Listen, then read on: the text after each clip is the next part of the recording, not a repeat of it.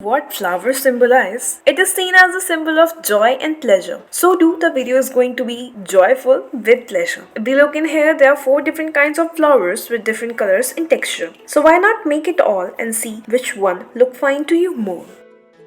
Starting with the symbolism of sunflower, it is known for being a happy flower and also symbolizes friendship and faithfulness as its resemblance to the sun. So let's be happy like it and draw it well with doing some good colors.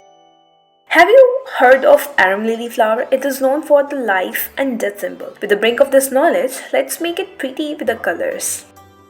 Here we come to the plants. We've got 4 kinds in every pot with different colors, different designs. How about you make one from your imagination and discover something new? It may get trendy later. Here the sketches are being used for the colors. You may use other types of colors as well. It can be crayons, pencil colors and more.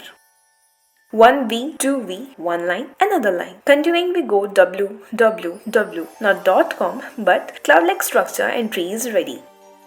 With the cloud-like structure, we draw a flower using black marker, some more line, much more focus and voila, we are done with the color too.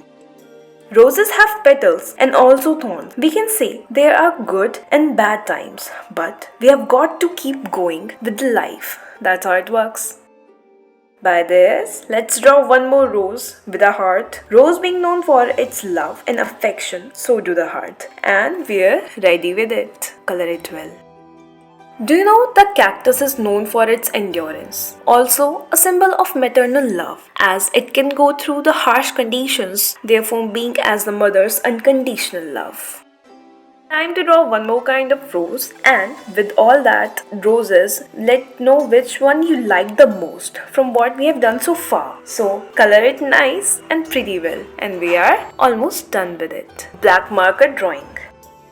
You just need to grab your green and yellow shade marker and also any other color you like can be used. Then draw some pretty leaves and you're done with it.